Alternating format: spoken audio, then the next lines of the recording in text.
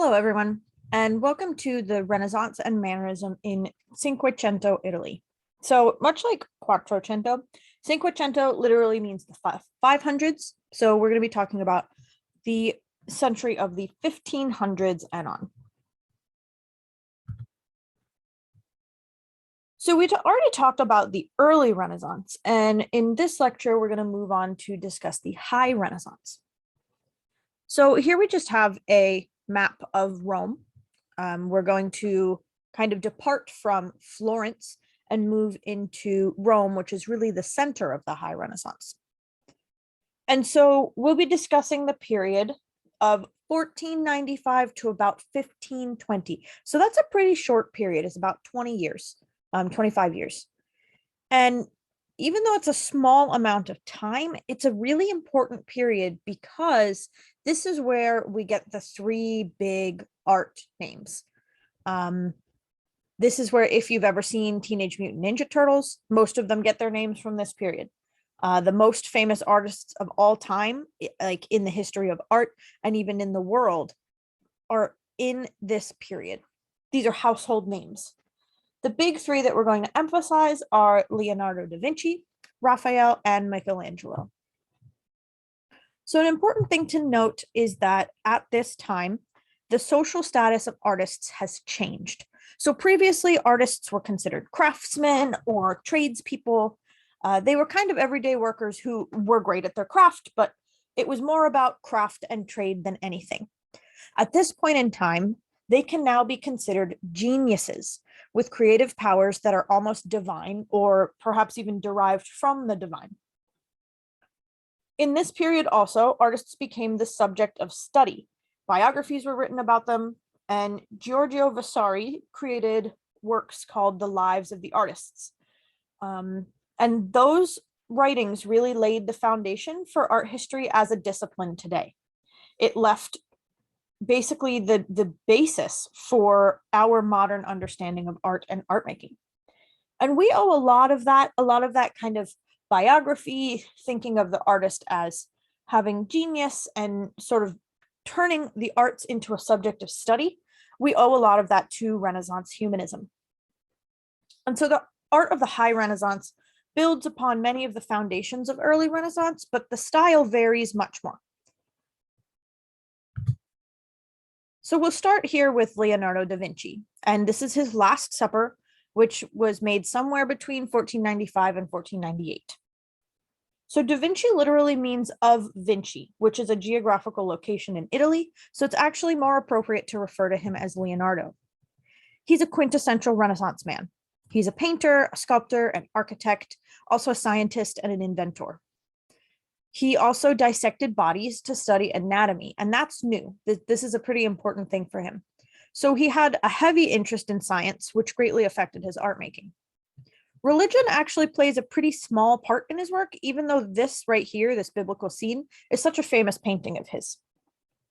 So this work is in the refectory, which is basically a dining hall at the Santa Maria delle Grazie, which is a convent for Benedictine nuns in Milan. So Leonardo has a really in-depth knowledge of perspective, light, and color. And here in his Last Supper, his primary concern is linear perspective, as well as attempting to catch realistic emotional responses and features on each of the figures. So the moment shown here comes from the story of the Last Supper, and it's picturing the moment just after Jesus Christ announces to his 12 apostles that one of them will betray him and turn him into Pontius Pilate. They are each visibly and viscerally reacting to this announcement. And there's actually meaning behind each individual's figure's response and their actions, even their clothing, but we don't have time to get into that here. If you are interested, though, it's pretty readily available online. So here Jesus and all of his apostles are placed on a single side of a long horizontal table that stretches all the way across the composition. It's an unrealistic space. There's no way they would all realistically be on one side of the table while they're eating. They can't speak to one another. They can't really have a true family style meal as they would have been trying to. This makes it appear more like TV or a movie. So we're looking into a scene. They're all seated on one side so that we get to see all of the people and all of their bodies rather than their backs. And that's exclusively for the benefit of the viewer. Each figure is visible so we can look at them.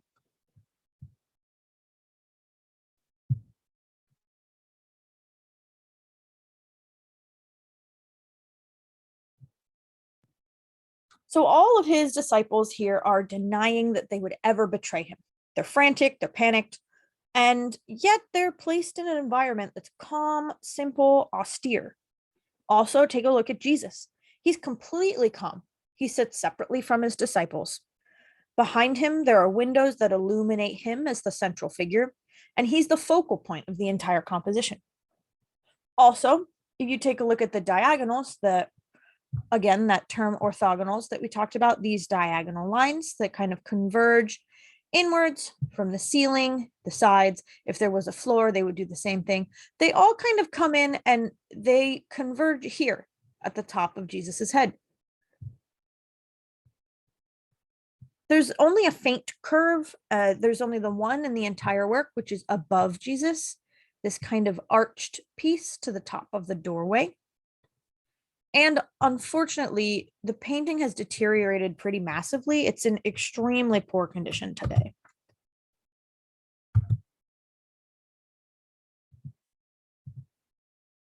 So we'll look next at this is a modern kind of reconstruction of the work.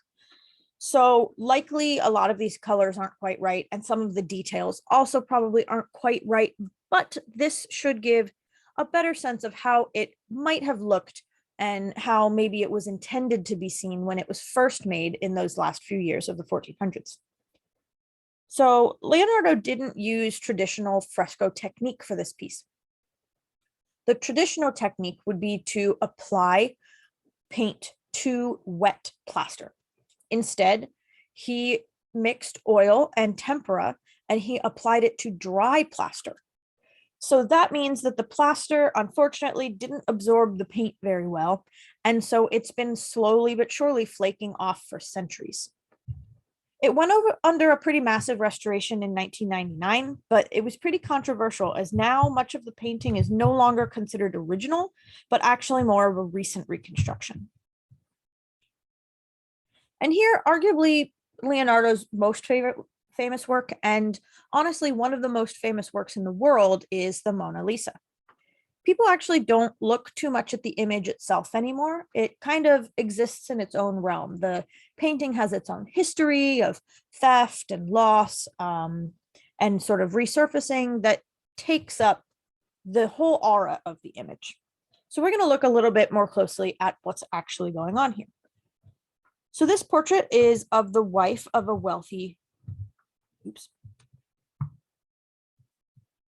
So this portrait is of the wife of a wealthy merchant. Lisa is her first name, and Mona comes from a contracted form of Madonna, or My Lady. So she would have a background of serious wealth if she was able to afford Leonardo painting her picture, but yet her clothes are simple and she wears no jewelry.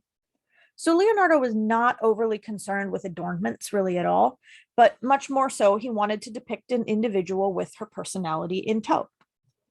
You could note that the Mona Lisa is sitting in 3/4 view. She looks directly out at the viewer. She has this ever so slight turn up to her lips. And this work utilizes chiaroscuro and atmospheric perspective to really give us a good sense of the image. Chiaroscuro is the treatment of light and shade in drawing and painting. So it's an effect of contrasted light and shadow that's created by light falling unevenly or for a specific direction onto an object or a person, place, anything that holds substance. And this is what allows artists to create modeling and sort of model their figures in 3 dimensions, even though they're painted on a 2-dimensional surface.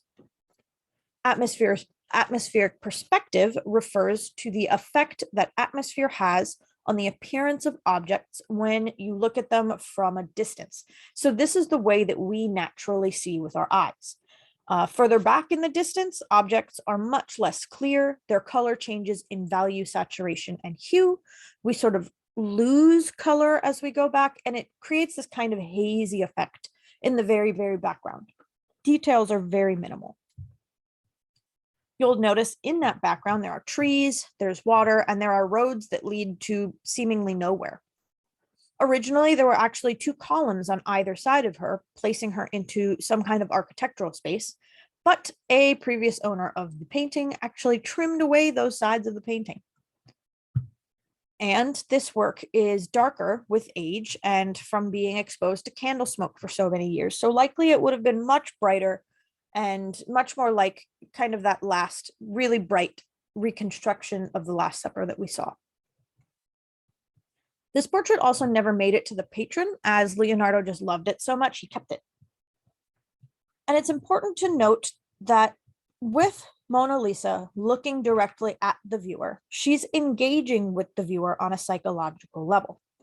She's meeting the gaze of whoever the viewer was, whether it was a man or a woman. And this, at this point in time, was almost scandalous. It was completely unprecedented. It likely has never happened before in the history of art making until this very painting. So the question for the viewer has always been, what is her emotion? Is she smiling? Is she frowning? Is she grumpy? Is she neutral? The way that we view it really depends on the viewer's state of mind. And therefore, this is also a representation of the viewer's state of mind. Leonardo made it purposefully ambiguous. So in that way, yes, it's a portrait of Mona Lisa, but it's also a portrait of the viewer and their feelings.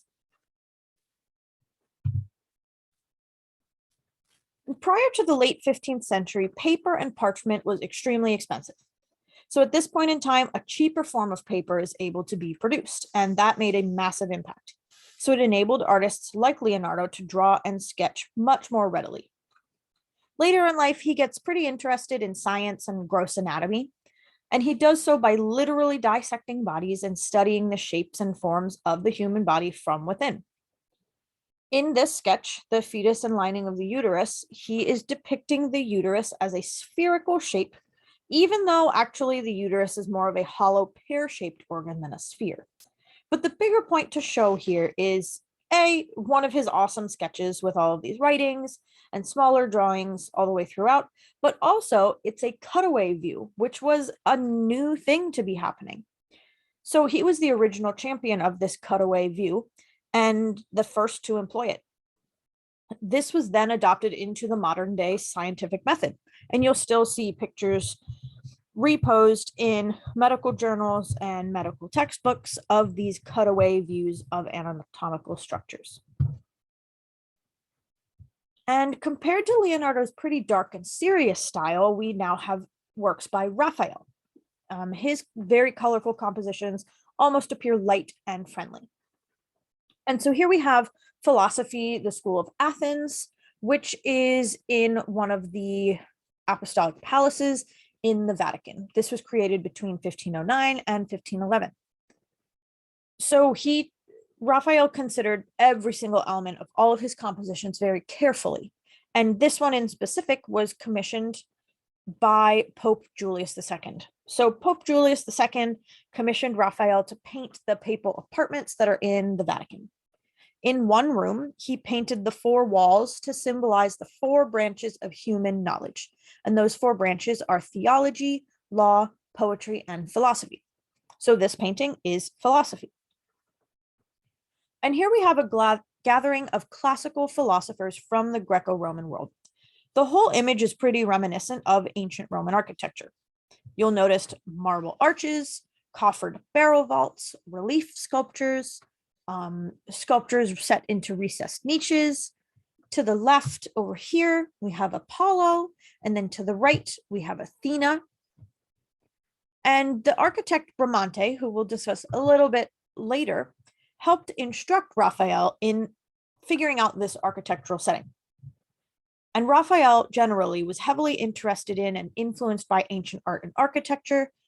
And in fact, the rediscovery of ancient Emperor Nero's palace can actually be credited to Raphael and his friends. There are still holes in many of the rooms of ancient Emperor Nero's palace where Raphael and his friends first encountered and discovered the structure and entered it, lowering themselves into the building by ropes.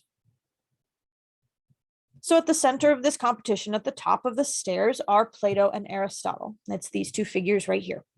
Everyone else is pretty carefully arranged around them, and it still allows them to be the focal point.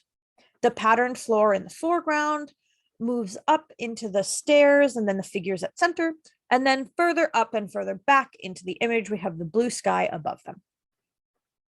So the figure to the left, this is Plato here in the orange red, and the figures to the right of him, or on our visual left, all of these, are those concerned with the history of the world. And then here in the blue, we have Aristotle, and all of these figures to his left, or our visual right, are those who are more concerned with practical concepts like mathematics. To the extreme right, past the figures with the globes, see we have globes here, is a man with a black cap right here. And this actually is a self-portrait of the artist. Raphael dropped himself in there to equate himself with these great minds, these philosophical masters. A lot of the qualities in here were very valued by Renaissance thinkers. The figures look like real people standing in real poses. The composition is extremely well balanced. The figures are calm. The space is technically correct. And the concept of reason is prevalent throughout. And you'll notice in the foreground, sitting on the steps, is this man kind of resting his head on his hand. He's referred to as the brooding figure. And so this actually is the Greek philosopher Heraclitus. However, Heraclitus here is depicted as Michelangelo. So Raphael painting him in this way is a means basically of mocking one of his greatest rivals. Artists at this point in time were competing really heavily to obtain the absolute best commissions they possibly could, just as much as wealthy individuals were competing with one another to try and get the best artists. So their rivalry is also being represented here. In this fresco called Galatea, Raphael is visually referencing Botticelli's Birth of Venus, which we looked at in the last lecture. Instead of a flat Neoplatonic style of beauty, like Botticelli, he has transformed the central figure, Galatea, into a fuller, more fleshly bodied figure.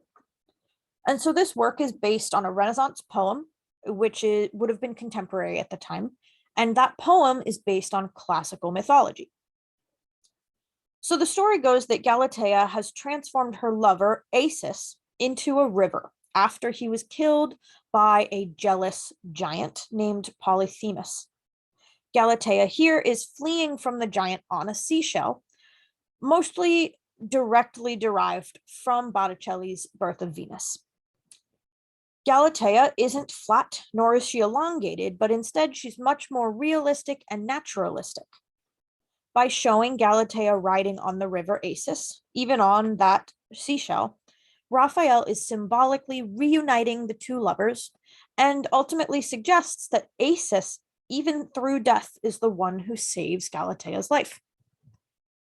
It's also worth noting that this image, when viewed in situ, meaning viewed in place, there is another panel to the left of it in which the giant Polyphemus gazes down at Galatea, and Galatea here is looking back up at him. She's running directly away from him in this visual landscape. So again, we're looking at a fragment or a fraction or of a much larger room. It would be wonderful if we could take a field trip to Italy and all look at this work in situ to see everything all together, but that's impossible to do with an online course. So it's just something to make sure that you note, because we tend to look at works in a vacuum and they have lots of other stuff going on with them.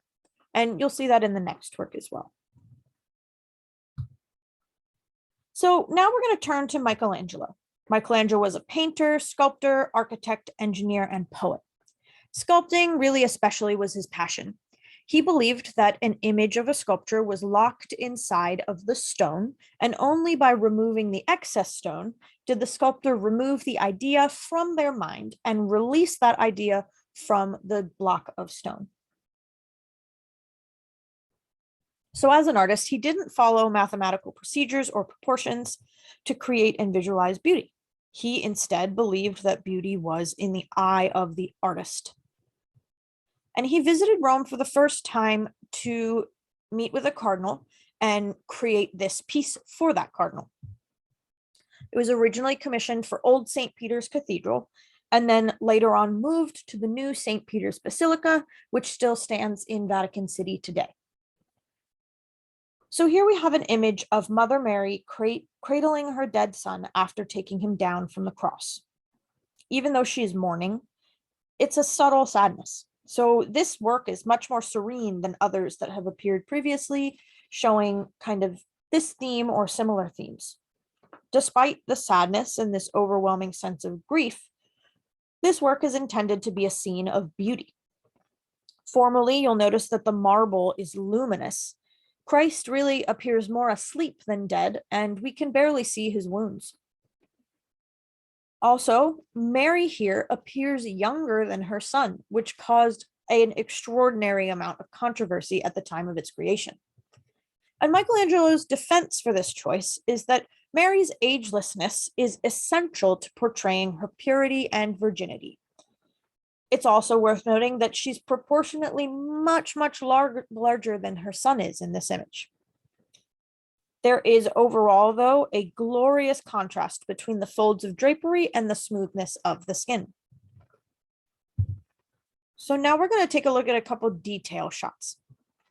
So note the absolute luminosity of the marble. You can see that especially here in these folds, and this one as well. It really just catches the light, and even up into the arm. And same thing over here. We have this smooth shininess of this thigh and of the fingers and the palm of the hand, as well as these drapes and folds and the drapes on the headpiece as well. And this detail right here is just so you understand how this looks when it's actually in St. Peter's. So it's not on this nebulous black background. It has this absolutely phenomenal marbled backdrop that really just encapsulates all of St. Peter's.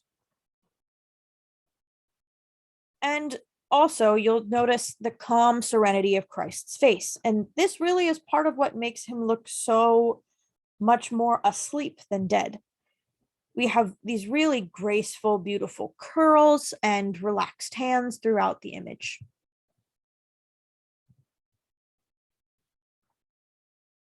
So you'll also see here a white triangle superimposed onto this image of the Pietà. So Michelangelo utilizes a triangular composition to create continuity and strength within this image. A strong, sturdy base between Mary's legs and all of that mass of drapery towards the bottom supports the width of Christ's body, and it allows a gentle and strong place for him to rest. It also leads the eye vertically upwards to the calm grief of a youthful Virgin Mary's face.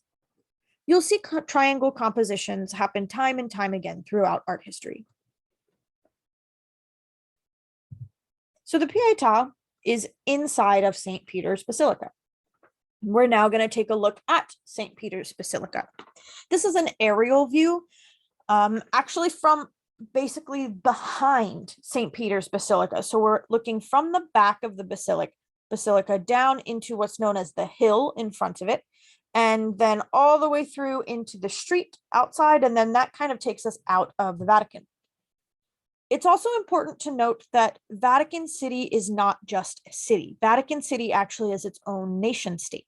So when you are in the Vatican, you're kind of subsumed within Italy, but you are no longer directly in Italy.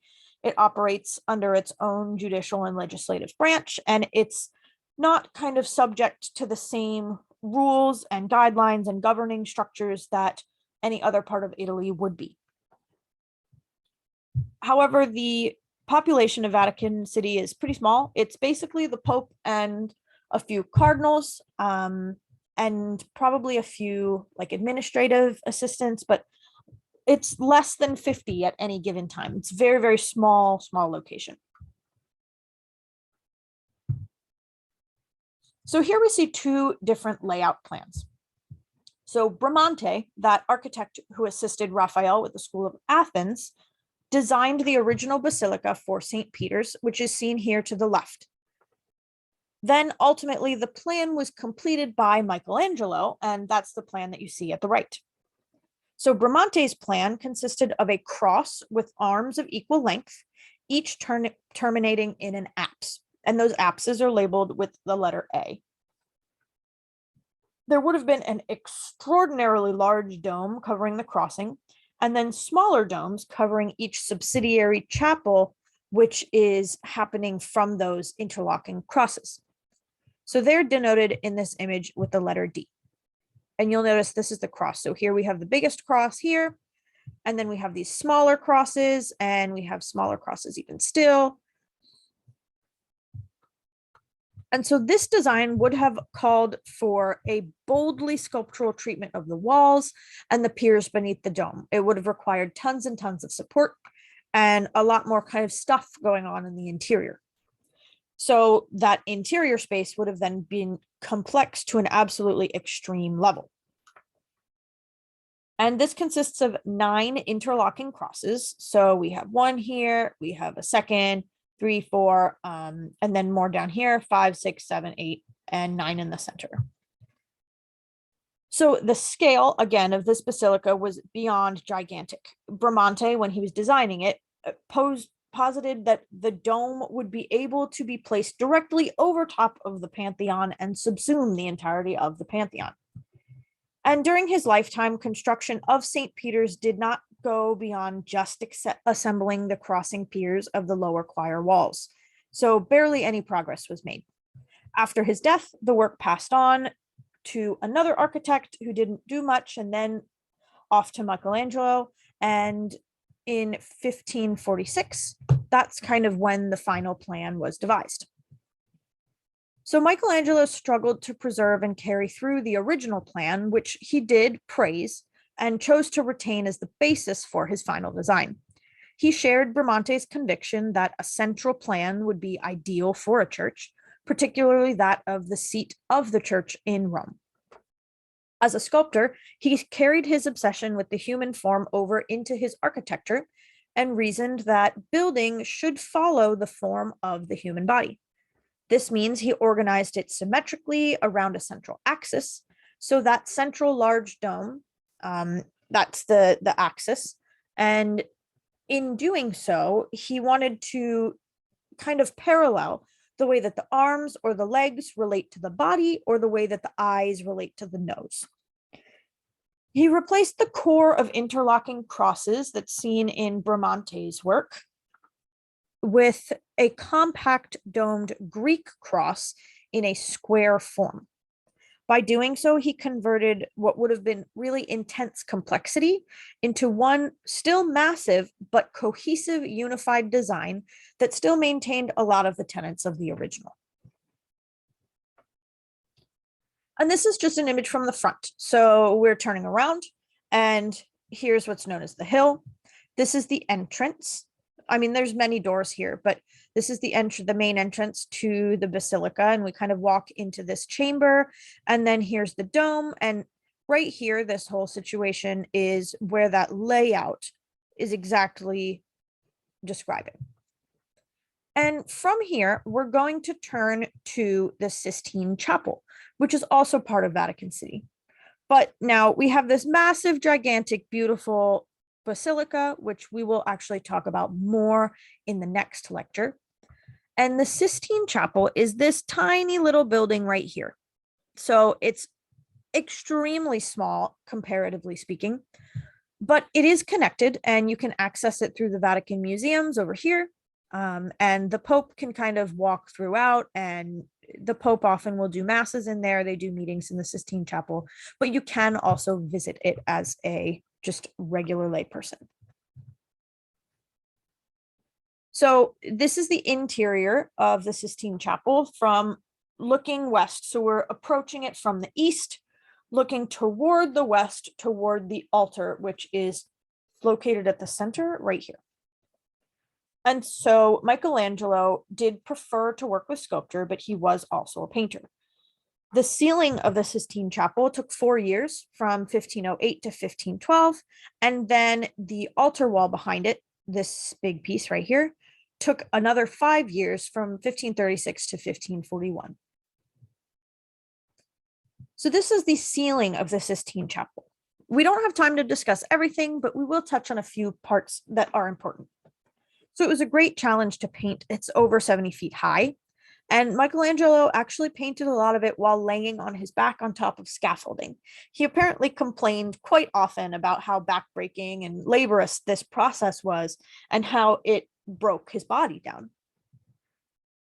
He was also unfamiliar with the technique of using frescoes at this point, and then had to redo a lot of the work that he did towards the beginning once he got more familiar with the medium. The crown of the vault that's the name of it. It's the centerpiece, this kind of rectangle.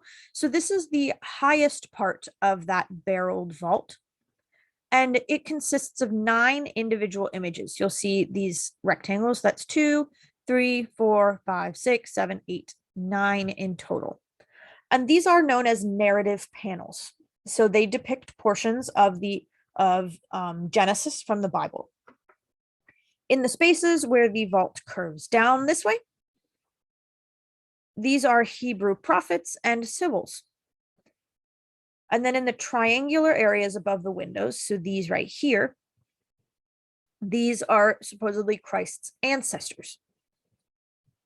And the corners of the ceilings, here, they're not really well seen in this image. And then there's 2 more right here and right here. Those are Old Testament scenes.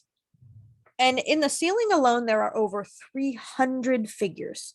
So it's wildly complicated. Overall, it's a theme of the conflict of good versus evil, and then ultimately the theme of redemption.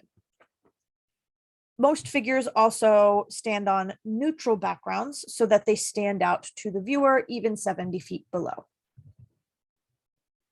So here's one of those narrative panels. It's near the center of the ceiling. This is the creation of Adam.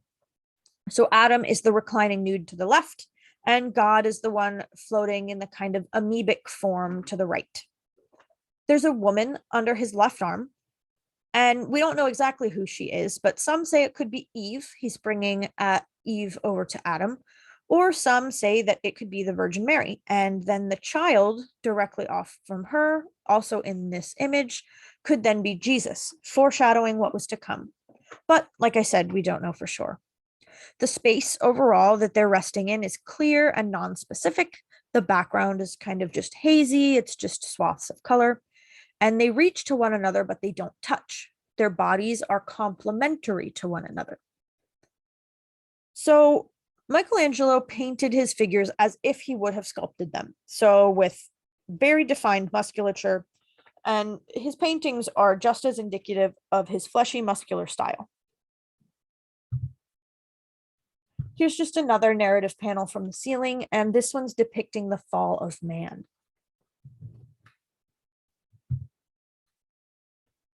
So the 2 photos shown here are of the same part of the ceiling. So these show the before and after of a 12-year cleaning project that took place from 1977 to 1989. This restoration was extremely painstaking and very long-standing, and it received tons of controversy because it revealed some truly vivid colors that initially were super shocking to the art historical community. There were lots of accusations thrown about that the restorers were in fact destroying Michelangelo's masterpieces rather than restoring them to their original beauty. However, that reaction really was just knee-jerk. It was just because everyone was really accustomed to the dark, dirty, earthy tones that were only a result of literally centuries worth of dirt, grime, and candle smoke buildup. Candle smoke, as you can tell now, is pretty damaging to images.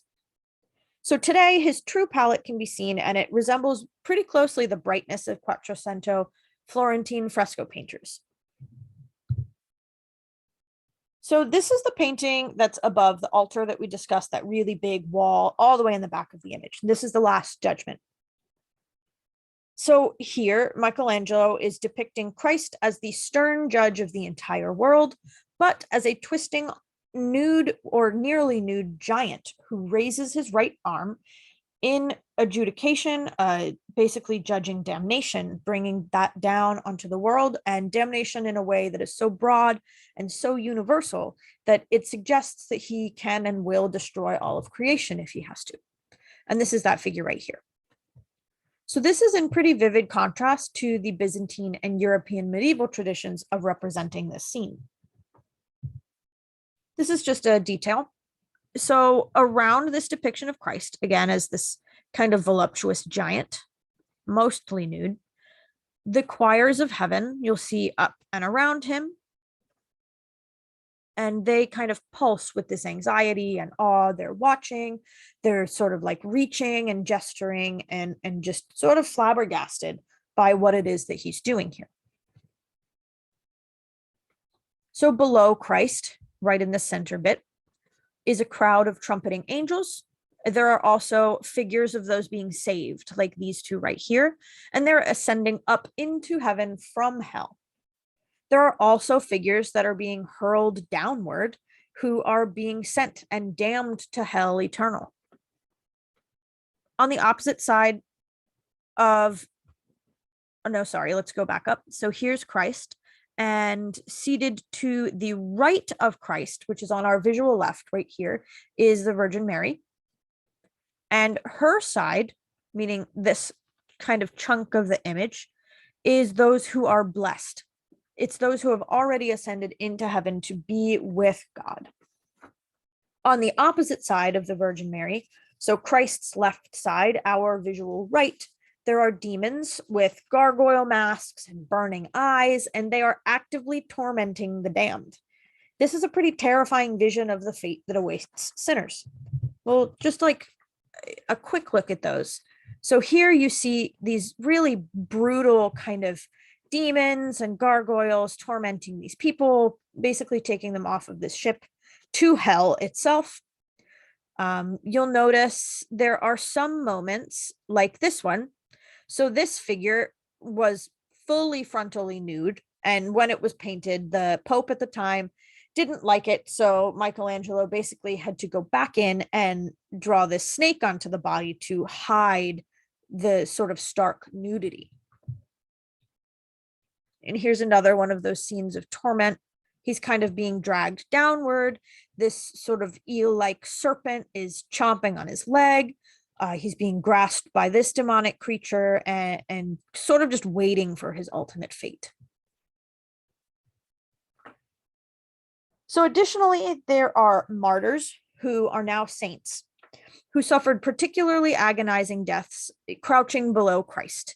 Saint Bartholomew, you can see him right here, is pictured to the visual right, and he is holding in his right hand a flaying knife, and in his left a fully flayed human skin, which represents the manner of his death, that of being skinned alive.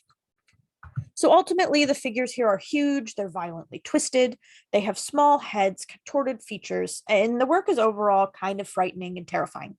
It really impresses on viewers that the potential for Christ's wrath on Judgment Day is severe. And yet it still holds out decent hope. There's a group of saved souls known as the elect, being that crowd that circles Christ. It emphasizes that ultimately there is a chance of potential for all of us to be saved by following Christ's teachings and maintaining saintliness in our earthly lives. And this is the last Michelangelo piece we'll look at. This is the David from basically the cathedral in Florence. And again, David is a massive civic symbol for the city of Florence, and the city actually is who commissioned this work to go in their cathedral. This sculpture is 17 feet tall, made from one single block of marble, and that means that it's sculpted at what's known as a colossal scale. So David here stands in Quattrocento. That's contrapposto, Contrapposto. This is an important term. So in contrapposto, his weight is shifted to his right leg and his right hip. So here's the right leg. He has this hip is kind of cocked upwards and this hip is down. This leg is straight and bearing most of the weight, and it throws the hips down at this angle and the shoulders at the opposite angle. So it's kind of a twist in the torso, and then a stable leg, and then sort of a free hanging leg. He's also entirely nude, and his head is turned sharply to his left up here to look at Goliath. He has his rock in hand to try and slay this beast. So some of the proportions are deliberately off from what they would look like in a natural human body. Michelangelo specifically took into account that people would be looking up at this sculpture from the ground. So he altered some proportions so that it would look more correct to the viewer from the ground. And that's part of why the head is so big. So David here appears relaxed, and yet his muscular body is poised for action. He's really tense. His muscles are all on fire. So you might be fooled into thinking that he's calmly looking at Goliath, but actually when you look at his face, tension is really clear in his face and in his eyes. His eyebrows are scrunched and there are creases all the way down through his forehead. So whereas most Florentine and Roman artists like Da Vinci, Raphael, and Michelangelo emphasized careful and precise design and compositions based on preliminary drawings, artists in Venice, particularly, such as Titian here, focused more on color and the process of applying paint, landscape imagery, and more of a poetic approach to painting. So Titian was made the official painter of Venice in 1516 after the previous painter died. And the prior, meaning the sort of like the main head monk of the Franciscan Basilica of Santa Maria Gloriosa dei Frati, commissioned Titian to paint this gigantic altarpiece for the very, very high altar of the church. Fresco is a pretty inappropriate choice for any church in Venice, and that's because Venice is basically in the water. So there's dampness everywhere. The salty saline air is really damaging to frescoes, as well as its saltwater streets that kind of get trapped throughout the city and they end up in the churches. So instead of fresco, Titian used vibrant color infused in oil in order to imbue his images with this really bright, amazing intensity and very heavily lit drama. So in Assumption of the Virgin, depicted here, this is a very fitting theme for the church because the translation of the church literally is the shrine of glorious Saint Mary. So here, his really remarkable use of color and sense of internal glow is on glorious display. He's utilizing two kind of alternative forms of Renaissance art making. He's employing color and paint application, and he's really ignoring sort of those formal design qualities. It's still well designed, it's well composed, but it's generating vibrant luminosity through color, and he's creating drama through color rather than through line and perspective and naturalism. So the subject of this painting, meaning the Assumption, is the event in the Bible when the Virgin Mary ascends from the earth into heaven, both body and soul.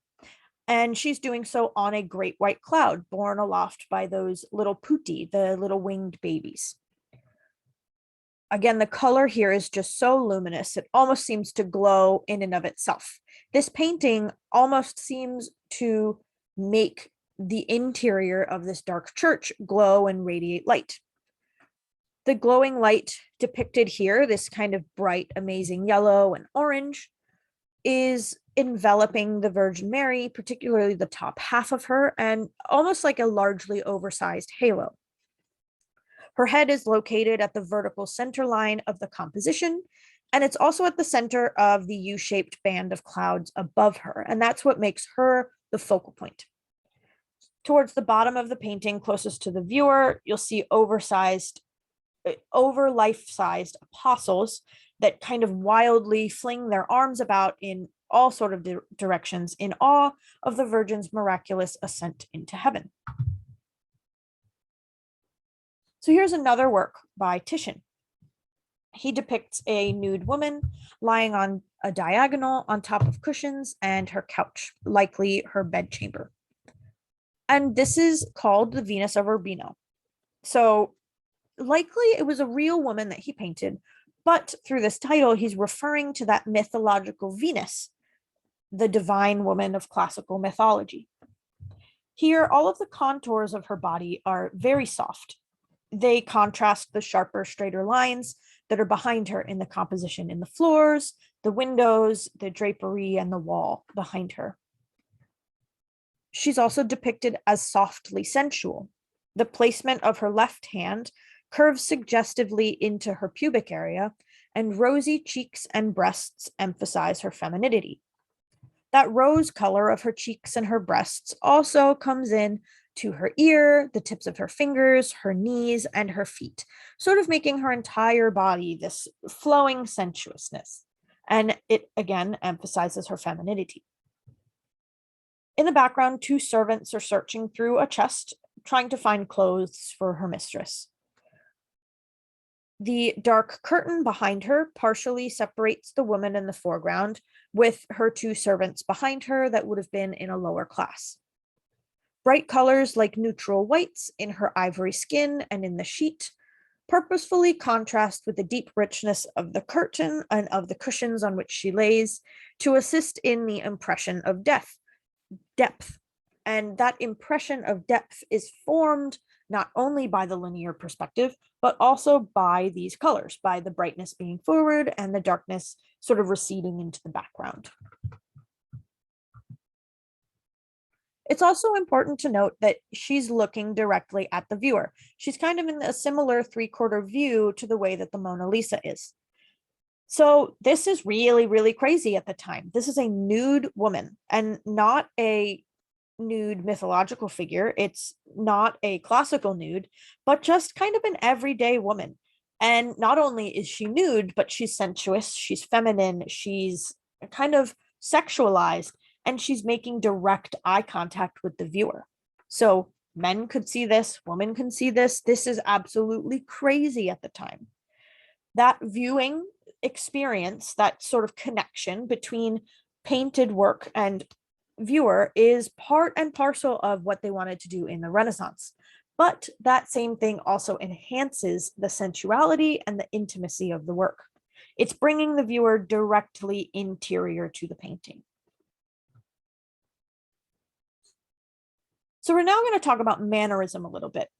Mannerism emerges in the 1520s. It's an alternative option of art making from the sort of regimented and carefully designed methods that are more indicative of the High Renaissance.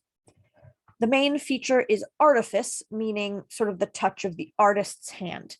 That artifice comes from the fact that painting is something that's contrived and something that's created by the mind of the artist. It's not actually something that's real. So the Mannerists are kind of touching into the fact that paintings are constructed works. They're not actually real.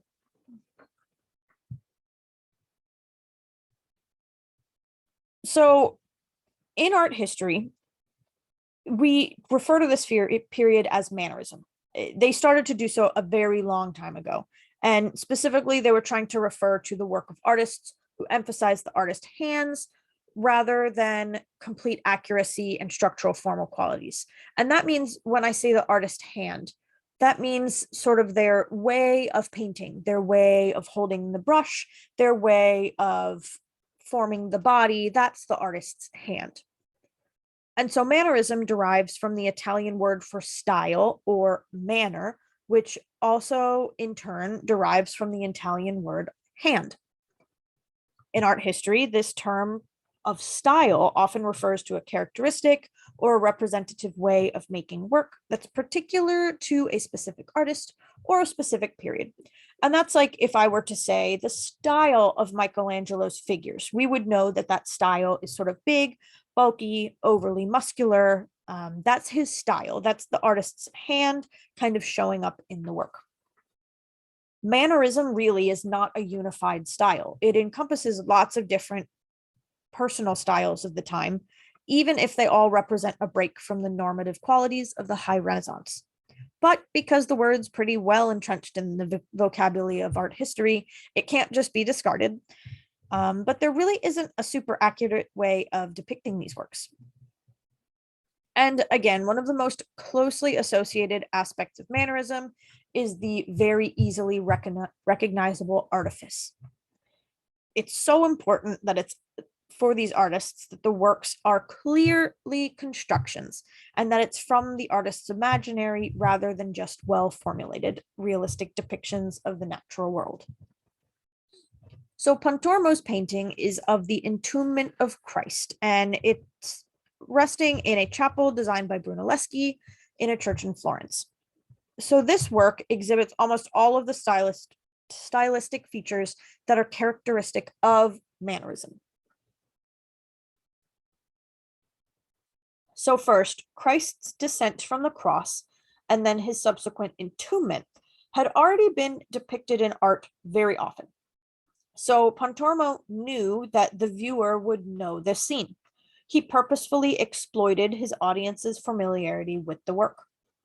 There's no cross and no tomb visible in this image, but viewers would still have been able to recognize it anyway.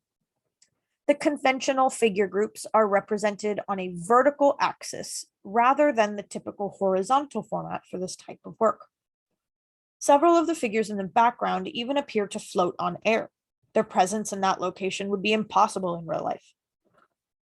Those figures who do touch the ground do so on tiptoes. And that enhances this sense of weightlessness, particularly that of Christ's body. No one strains to pick him up or to carry him, and he's draped in a way that's serene and weightless. At the center of the image, Pontormo left a void. That's right here. Here's this kind of void. There's a lack of figuration here. And so this void ends up accumulating this grouping of hands that fill that hole, symbolizing loss and grief. He also enhanced the ambiguous nature of the work, another important aspect of Mannerism, and he enhanced that ambiguity with the anxious glances coming from figures in all directions.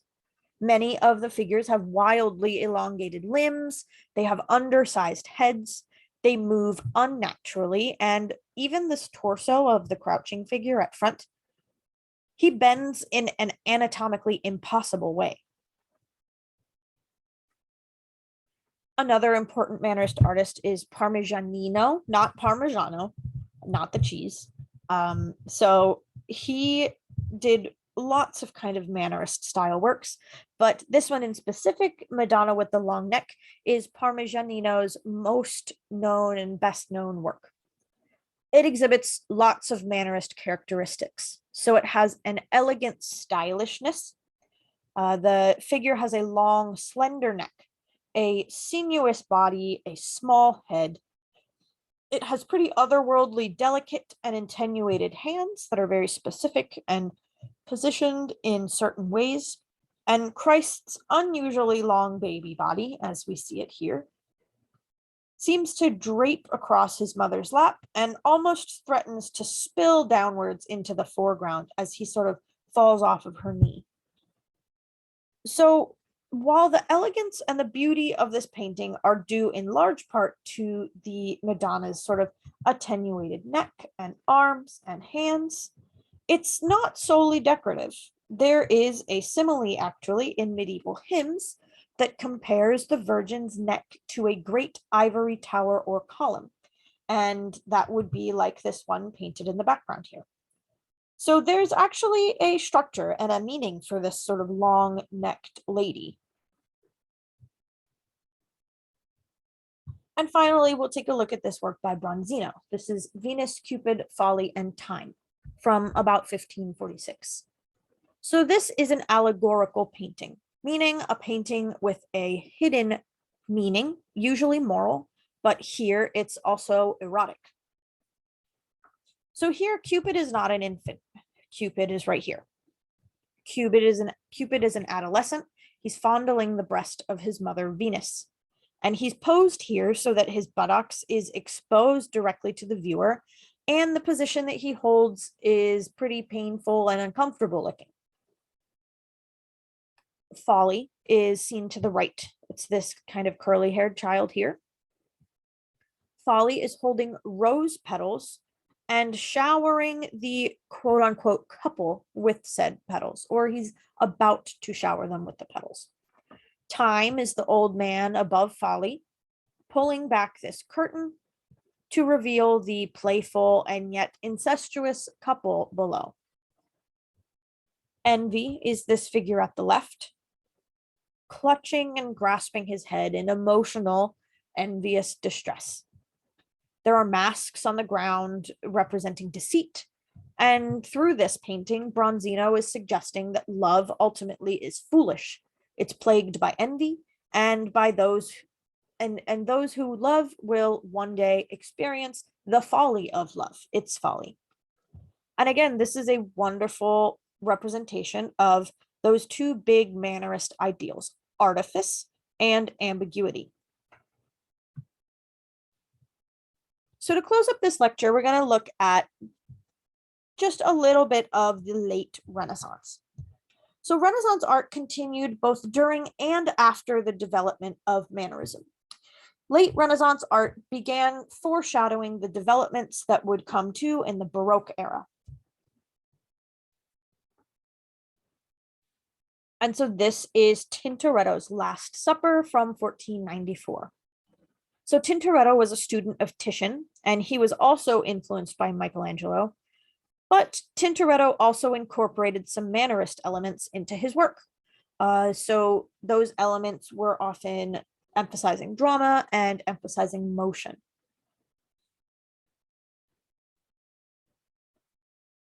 And this work is in the Venetian Church of San Giorgio Maggiore. And as you notice, this is very different from Leonardo's Last Supper. So the figures here are in a very dark interior. The only light source is coming from the top of the image. The table runs diagonally across the composition, and it's off center. It recedes very quickly into the background. And that the definite kind of stretching and pulling of that table is for sure a carryover from the Mannerist style. Jesus here is illuminated by the halo on his head, which actually that halo also helps to illuminate the scene overall. There is an attempt at linear perspective, however, it converges at different depths and in an unbalanced, imprecise way. And here, Tintoretto is incorporating facets of the High Renaissance, as well as facets of the Mannerist periods, but it also hints at the coming darkness and drama of the Baroque period, which we will turn to next.